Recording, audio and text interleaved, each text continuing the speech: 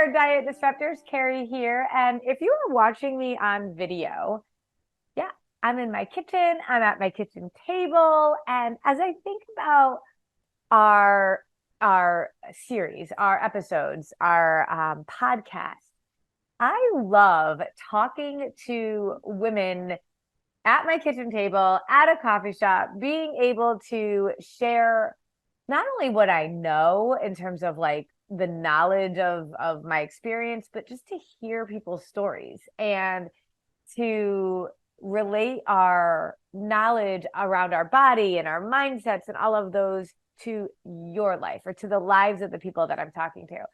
And so I thought today I would try out doing our podcast, not from my studio, but from my kitchen table with a cup of tea. I have my computer nearby so I can, refer to things and look things up. And I'm going to test this out. And if you like this format where you're hanging out with me at my kitchen table, I'd love for you to tell me. You can put it in the comments. You can let me know.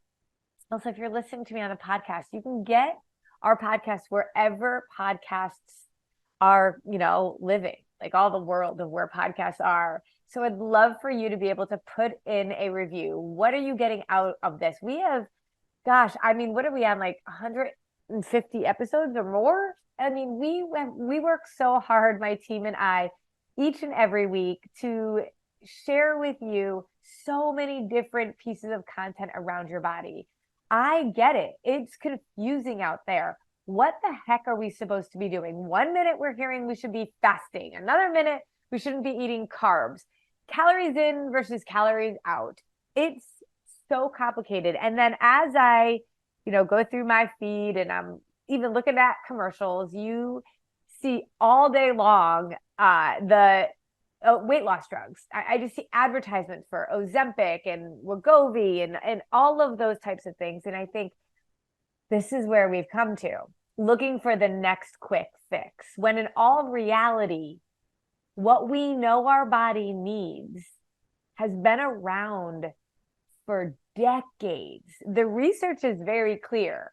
And I've actually pulled up a bunch of research to talk to you about today. The research is so clear, and yet we keep looking for something new, quick, and easy. What I have to talk about today is old. And do I say quick? I'm going to say quick and easy. Now, just because something is simple, just because we know it works, it doesn't necessarily mean you're going to go and do it. And that's, I think, the biggest piece of the puzzle that we don't realize. We have spent so much of our time searching for all these weight loss solutions that we actually think that's what we're supposed to be doing all the time, constantly looking for the next thing. What if the thing has been staring at you and now you just have to do it? If you have been following me for any amount of time, and we actually just had a phone call with a woman who had been following us for 2 years. And she's like, everything that you're saying just makes sense. So why are we not doing it? Because here's the thing, our foundation, everything that we know about what our body needs centers around blood sugar stabilization. And today we're going to talk about why blood sugar is so important, even if you're not diabetic. Because I don't think people realize how important it is for every single metabolic function in our life, including our mood, depression, energy, cravings, weight gain, everything. For so long, we keep searching for weight loss. But hear me when I say this. Weight gain is a symptom of health and hormones. If you're watching this live, can you put in the comment that exact phrase? Because I feel like we all need it like tattooed on us. Weight gain is a symptom of health and wellness. Let's wordsmith this a little bit. If you are gaining weight, I need you to understand that that's just not like annoying. That is the symptom of something else. symptom is the word here. So weight gain is a symptom of health and hormones. I will you write that in the comments if you're watching this live. And if you're not and watching it on replay or listening, or if you're driving, I don't want you to comment. But if you're not doing any of that, put the comment in there. And then write the word symptom. If it's a symptom and you keep searching the Facebook for that as a solution, you're never going to get to the root cause of the actual problem. So I want to fight diet culture, but I also want to fight, in a lot of ways, the people that are fighting diet culture, because there are two camps. There are the people that are all about weight loss and about feeling like we have to go on a diet so that we look a certain way because our value is in the scale. And that once we lose the weight, we're going to be happy and confident. I am fighting against that. But there's a whole nother camp of people that believe we shouldn't ever we should eat intuitively all the time, even if you don't understand what your body's saying, that we have to fight diet culture so strongly that we have to throw out all the concepts that we know serves our body. I was following somebody, I follow a lot of people that talk about intuitive eating. And they all have intuitive eating programs. And I'm thinking, it's not a program. Intuitive eating is not a program. It is a result of being in synergy with your body. If your body is where it needs to be, and you and your body are speaking each other's love languages, you're going to intuitively know what it needs. Have you ever felt that way about your child or a spouse or a partner or a best friend? Like, you just know what they need. You just look at them and you know something's going on. You can't teach that in a program. You have to literally experience a deep level of trust within each other and knowledge about each other to be able to look at somebody and know what they need. So when I see so many people that I follow around intuitive eating, I think, oh gosh, because one woman was eating a bag of Oreos. I love Oreos. Don't get me wrong. I love Oreos. And she's eating them. And the caption is, when diet culture tells me that I should feel guilty about this. And she's just going and eating Oreos. And I thought, see, that's not the message. Like, we throw the baby out with the bathwater. It's not that I don't think you should have Oreos. It's not that I think you should have Oreos.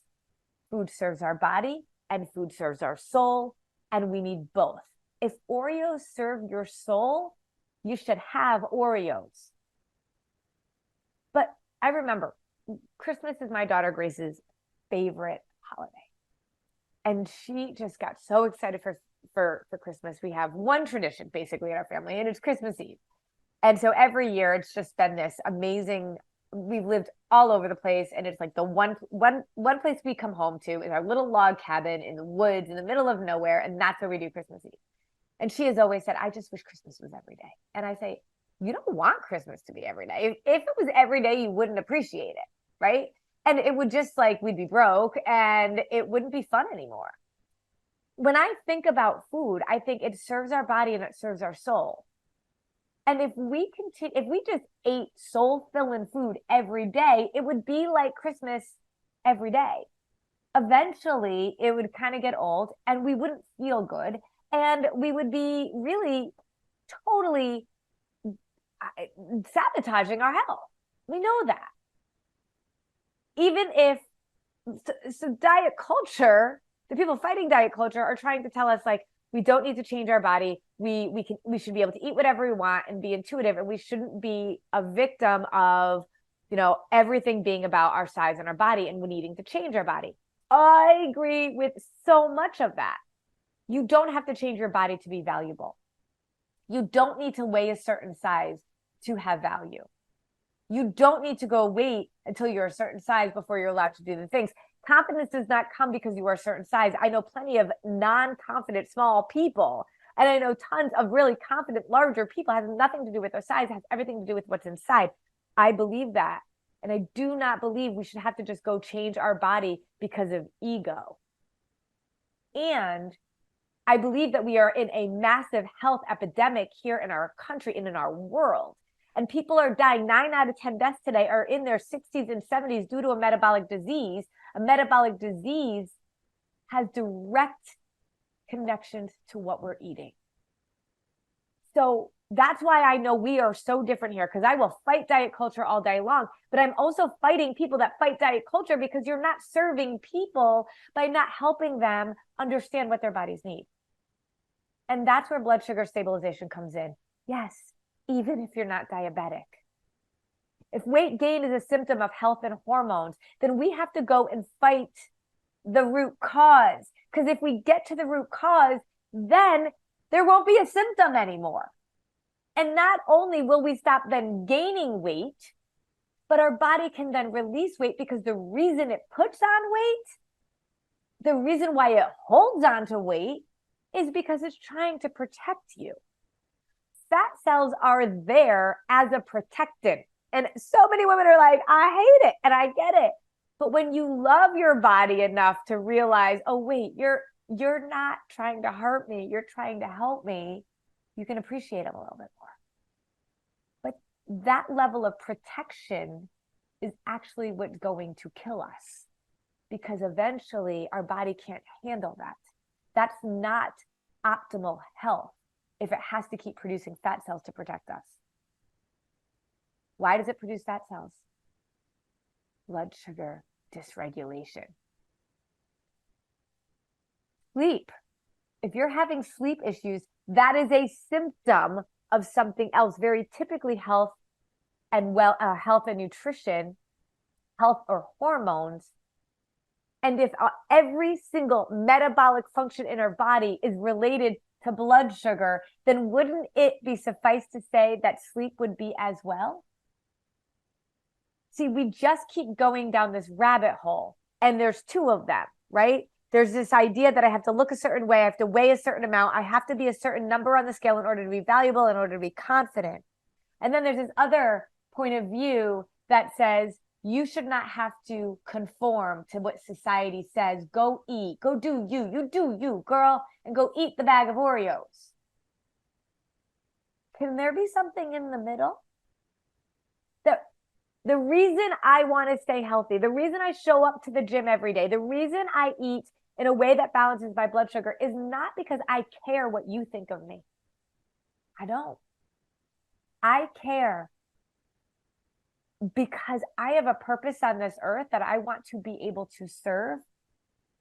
And I don't want to be a burden on my kids. I do not want them to have to take care of me. And if I don't take care of me, then they will have to. And that is a nightmare to me. So I show up every day at the gym for a very different reason than people on a diet show up every day at the gym. And I eat Oreo cookies for a very different reason and a very different way than people who are like, throw diet culture out the window. Because I want to serve my body as much as I can, yet I want to always be able to serve my soul. The idea is around intentionality, but if we do not understand our body and we keep going down the path that is making us sicker, whether you are going full force, I give up, I'm not conforming to diet culture, or you go in, you feed into diet culture, either direction is making you sick.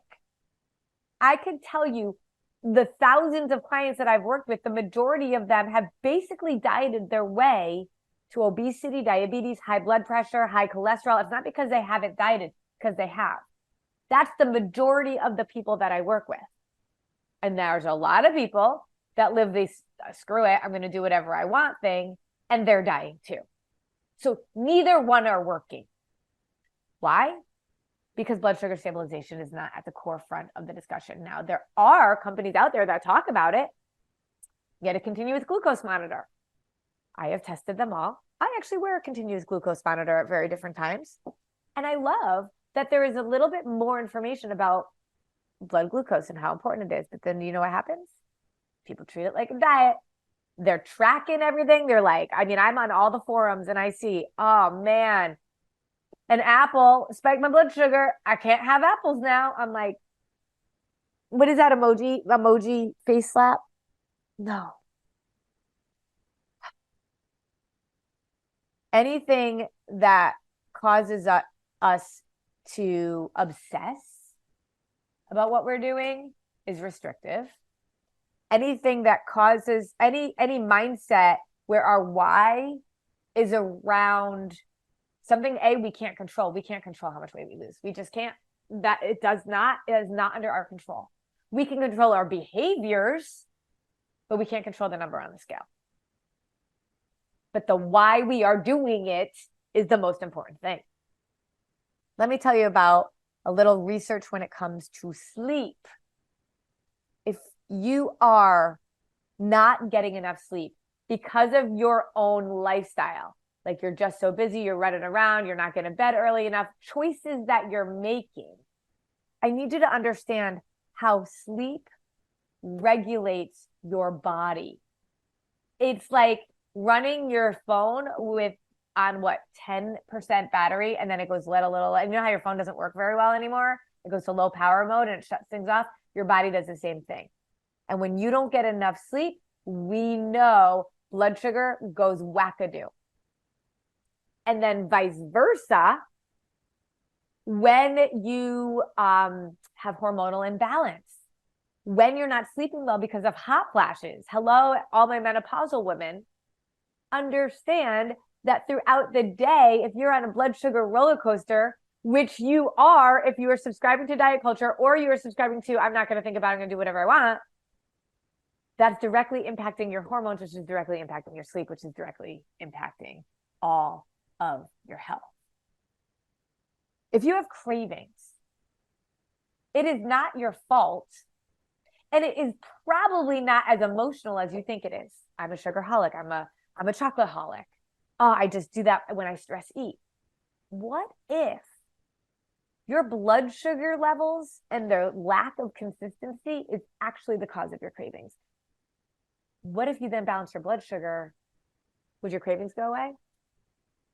I see it time and time again, all the time. So what if you started balancing your blood sugar? Is it possible that not only would you stop gaining weight, but you would actually lose weight? Yeah. But why is that important? Because weight gain is a symptom of health and hormones. And it has to be the why that you're focusing on. Not that I'm going to lose weight so that I can be accepted in this community. It is, I am going to get healthy so that I can live a purposeful life and not be a burden to my kids guys, this is a math equation. 2 + 2 = 4. If you are living on either side, I'm not worrying about it, or diet culture, there's a math equation. You're only going in one direction. Look around and see what our society is coming to. This isn't about people looking a certain way. This is about health. And people that are anti-diet culture, that actually fight the diet culture, actually fight the word health. Because I do believe that the word health has replaced skinny. I mean, let's be honest, the Special K commercial, is it Special K? Is that the cereal where you pinched an inch? Remember when you were a kid and you saw that? Our culture was all about being skinny. And if you can pinch an inch, there was something wrong with you. You should be able to pinch an inch. Oh my gosh. But now the argument is that like the word healthy has now, people really mean skinny. So we can't really use the word healthy. No, we have to use the word healthy. But just eating clean, for example, or eating vegetables might be healthy, but it can still throw your blood sugar out of whack. We need to be healthy and balanced. And when I say healthy and balanced, I mean, serving our body and serving our soul. Balance means that there isn't restriction. Balance means that I'm not obsessing about food. Balance means I understand my body and what it needs, and I am intentional about what I do, but why I do it. So if you see me at a restaurant and I'm ordering a salad, it's not because I'm on a diet. It's because that's what I really want to be eating right now. I want to serve my body more than I serve my soul, because I appreciate the soul filling foods more. And because I balance my blood sugar throughout the day, every day, when I have soul filling food that would normally throw my blood sugar completely out of whack, my body is not tired anymore because I have been serving it. And it's like, oh, hey, you got some appreciation meals going on? No problem. I got you, Carrie. Yeah, we're going to raise your blood sugar, but don't worry. We're going to release the insulin that we need to be able to make it okay for you, because I have that relationship with my body.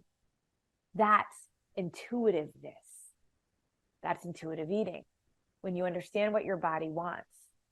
And it is old school. This isn't new and trendy. This has been around. This research has been around for decades. And I have probably 10 tabs up right now about glucose levels and sleep, about our overall health when it comes to our glucose levels, how it impacts every single metabolic function in our body.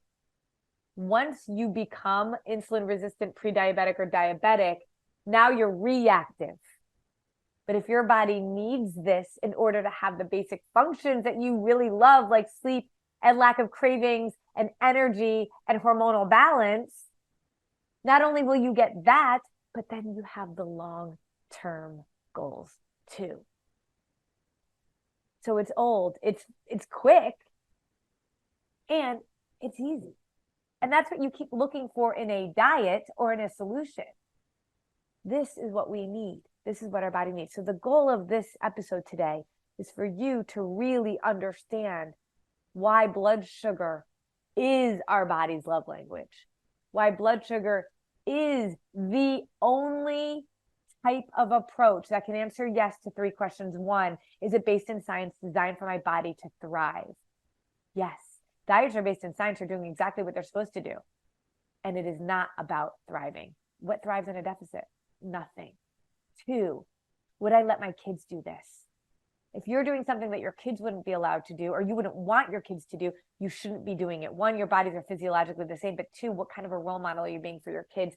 That is part of my huge purpose on earth, that I can raise independent adults.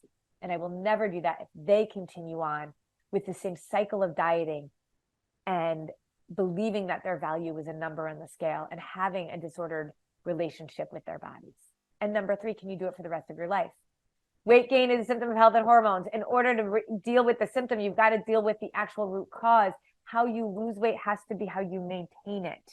This isn't about doing something for a little while, because your body does not like that confusion. It cannot be intuitive with you if you keep changing things up. Doesn't that make sense? So if you take anything from today, it is to understand that all of these other schools of thought are just messing with you. There is one tried and true approach.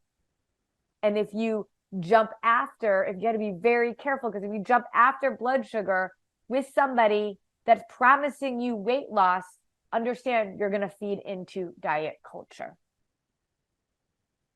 And because our behaviors have been so all over the place, and our thoughts and our beliefs dictate our behaviors and our actions, you need to understand that without digging into your own mindsets about yourself, your body, your own behavioral science, you're never going to be able to do something for the rest of your life.